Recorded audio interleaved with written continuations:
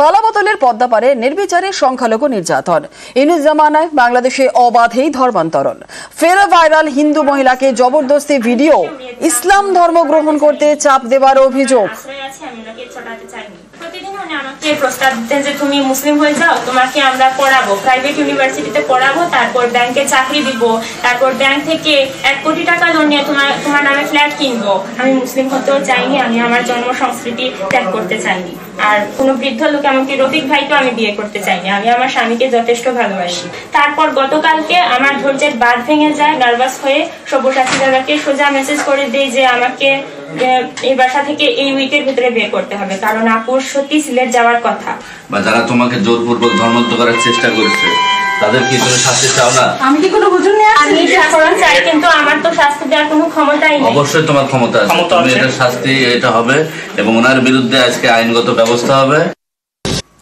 পাখির চোখ 26। তৃণমূল বিজেপি দুই দলেরই নজর অবাঙালি ভোটে, আর এই নিয়ে এখন থেকেই চড়ছে পারদ।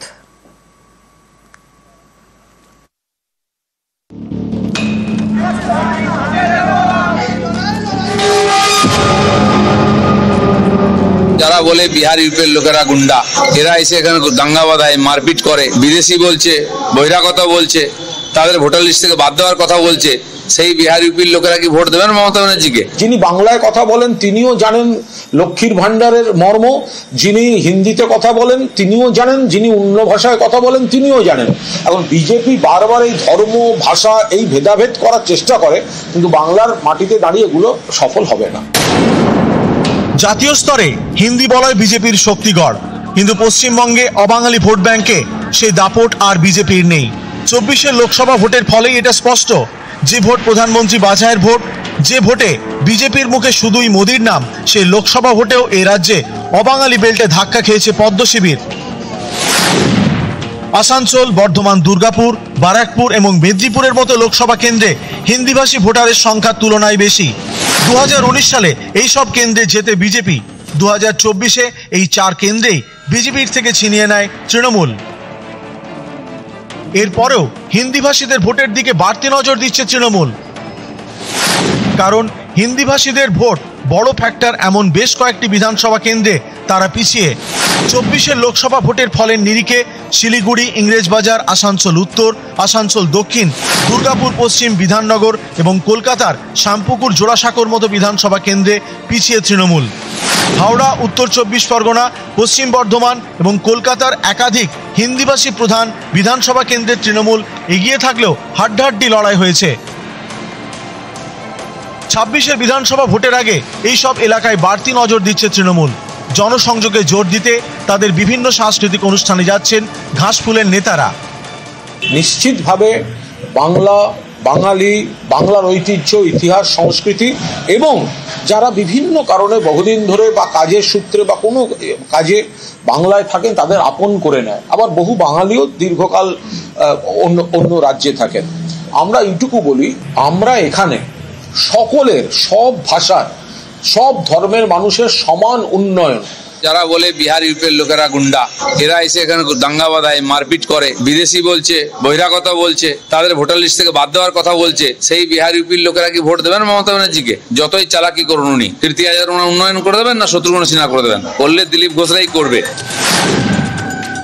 তৃণমূল চাইছে অবাঙালি ভোট ব্যাংক আরো বেশি করে নিজেদের দিকে টানতে, পাল্টা বিজেপি চাইছে 24 হারা আসন পুনরুদ্ধার করতে। তাদের লক্ষ্য 26-এ হিন্দিভাষীদের ভোট যেন শুধুমাত্র বিজেপিই পায়। বিজেপি বাংলার সংস্কৃতিকে সম্মান করে না, উল্টো দিকে বাংলা সারা ভারতের সংস্কৃতিকে সম্মান করে। বিজেপি এই ভেদাভেদে বিশ্বাস করে, বাংলা এই ভেদাভেদে বিশ্বাস করে না। যিনি বাংলায় কথা বলেন তিনিও জানেন লক্ষ্মীর ভান্ডারের মর্ম, যিনি হিন্দিতে কথা বলেন তিনিও জানেন, যিনি অন্য ভাষায় কথা বলেন তিনিও জানেন। এখন বিজেপি বারবার এই ধর্ম ভাষা এই ভেদাভেদ করার চেষ্টা করে, কিন্তু বাংলার মাটিতে দাঁড়িয়ে এগুলো সফল হবে না। ভাষাভাষীর ভিত্তিতে ভোটকে দেখার মানসিকতা তৃণমূলের আছে, ভারতীয় জনতা পার্টির নেই। আমরা চাই পশ্চিমবঙ্গের সব ভাষাভাষী মানুষ তারা নির্ভয়ে ভোট দিক। ডায়মন্ড হারবারের মডেলে যদি ভোট হয় তাহলে তো আর ভাষাভাষী দেখার প্রয়োজন হয় না, কাউন্টিং হল থেকেই এজেন্ট বাইরে পাঠিয়ে দেয়। আবির ঘোষাল, নিউজ 18 বাংলা।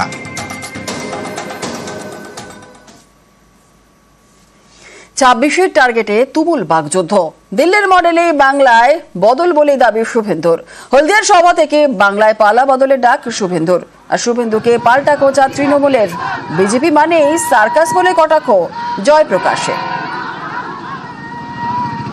মাত্র 21 লাখের খেলা 5% যদি সরাসরিরা সিপিএম লড়ছে পারছে না, ভোট দিতে যায় না, 30% হিন্দু। একটু দয়া করবেন, উল্টে দেবো আমরা। দিল্লিতে 10% লোক বাড়তি বাড়ি থেকে বেরিয়েছে, তাতেই ঝাঁটা সাপ। 25-এ গেছে কেজরিওয়াল, 26-এ যাবে ঝাঁটা গেছে। এটাও ঘেটিয়ে বিদায় করতে হবে, কোন শক্তি রুখতে পারবে না। 26-এ বিজেপি সরকার, বিজেপি আসবে, 25 বছর আমাদের আন্ডারে থাকতে হবে। এই পার্টিটা আস্তে আস্তে একটা সার্কাস পার্টিতে পরিণত হয়েছে, এটা সাধারণ মানুষ বুঝতে পেরেছে। বিজেপির বর্তমান নেতারা তার জোকার হিসেবে কাজ করছেন এবং তারা নানা কথা বলে, নানা উক্তি করে, বয়ান দিয়ে তারা মানুষকে এন্টারটেন করছেন। নরেন্দ্র মোদী, অমিত শাহ বারবার চেষ্টা করেও যেখানে কোনো প্রভাব ফেলতে পারেননি, এই সব নেতাদের কথায় কোনো প্রভাব পড়বে না বাংলার রাজনীতিতে। বাংলা আছে এখন মমতা বন্দ্যোপাধ্যায়ের সঙ্গে, ভবিষ্যতেও থাকবে মমতা বন্দ্যোপাধ্যায়ের সঙ্গেই। আরো 5% ভোট পেলে বাংলায় বিজেপি বলেই দাবি। হলদিয়া সভা থেকে দাবি শুভেন্দুর। শুভেন্দুকে পাল্টা খোঁচা জয়প্রকাশের। রোজই নতুন সংখ্যা তত্ত্ব বলে খোঁচা তৃণমূলের। পশ্চিম বাংলায় গত ভোটে চৌর্যবৃত্তি করে এবং সাম্প্রদায়িক কার খেলে তৃণমূল ভোট পেয়েছে 45.67। আমরা ভোট পেয়েছি 38.63, প্রায় 39, ওরা 46। গণিতের হিসাব বলছে যদি 5% ভোট ভারতীয় জনতা পার্টি বাড়াতে পারে তাহলে ভারতীয় জনতা পার্টির সরকার হবে। শুভেন্দু অধিকারী প্রত্যেকদিন এক একটা নতুন নতুন সংখ্যা বলেন এবং কোনোটাই মেলে না। গতকাল কি গত পরশু আবার বলেছেন 150, নামিয়ে দিয়েছিলেন ওনার টার্গেট। তারপরে তো আবার আজকে বলেছেন 5% হিন্দুরা যদি ভোট দেয়, তার মানে 5%ও হিন্দু ভোট দেবে না। এবং উল্টো দিকে আমরা দেখছি যে সুকান্ত মজুমদার বলেছেন যে আমরা এই মতে বিশ্বাস করি না যে হিন্দু মুসলমান ভাগাভাগি। খালের পাশে একের পর এক গেঞ্জি কারখানা, আর এই কারখানার বিষাক্ত জলে খালে দূষণ। স্থানীয়দের অভিযোগ যে এর জেরে মরে যাচ্ছে খালের মাছ, চাষেরও ক্ষতি হচ্ছে। করদার ঘোলায় দুর্ভোগের এক শেষ।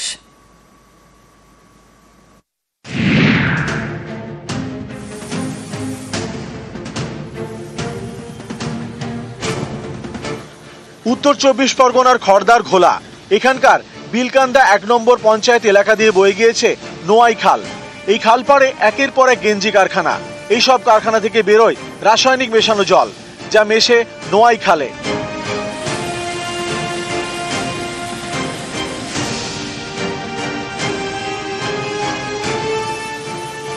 এতেই বাড়ছে বিপদ, দূষিত হচ্ছে খাল। দূষণের জেরে খালের জলের রং এখন কালো। স্থানীয়দের অভিযোগ এই খালের জল এতটাই বিষাক্ত যে মরে যাচ্ছে মাছ।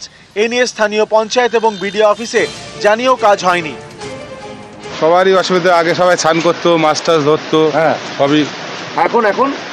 এখন এই যে লোকেরও অসুবিধা হচ্ছে তো। এগুলো কেন কি করবো, এই যে কারখানার জল ফেলছে, বিষাক্ত জল। হ্যাঁ, বিষাক্ত জল। খাল পাড়ে বিঘার পর বিঘা চাষের জমি, চাষের জন্য খালের জল বড় ভরসা। কৃষকদের অভিযোগ নোয়াইয়ের দূষিত জলে চাষের ক্ষতি হচ্ছে, ফলন কমে যাচ্ছে। সেখানে 100 থেকে 150 বিঘা জমি আছে আমাদের ভাটপাড়া নোয়াপাড়াতে। গেঞ্জি কারখানার দূষিত জল খালে পড়ছে, সেই থেকে চাষের জমিগুলো সব নষ্ট হয়ে যাচ্ছে।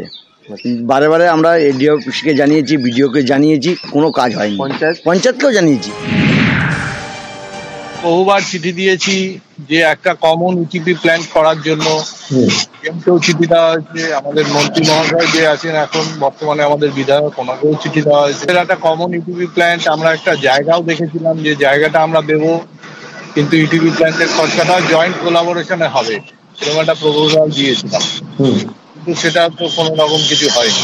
বহু ফ্যাক্টরি আছে যেগুলো গজিয়ে উঠছে, কিভাবে গজিয়ে উঠেছে এবং কি উঠছে সেটা আমাদের কোনো ক্ষমতাই নেই জানার। গেঞ্জি কল আছে, তাদেরকে বলবো তারা নিজেরা অ্যাফ্লুয়েন্ট পাম্প বসাক, যেমন আমাদের এখানে তোমার লেদার কমপ্লেক্সে হয়েছে, ওই জুতোর থেকে ধুয়ে যে জলটা বের হয়ে সেটা ওই অ্যাফ্লুয়েন্ট পাম্পের মাধ্যমে জলটা পরিষ্কার হয়ে খালে চলে যায়। এদেরও তাই করতে হবে, তা নাহলে অনেক ক্ষতি হয়ে যাচ্ছে মানুষের। খড়দা থেকে সুবীর দে, নিউজ 18 বাংলা।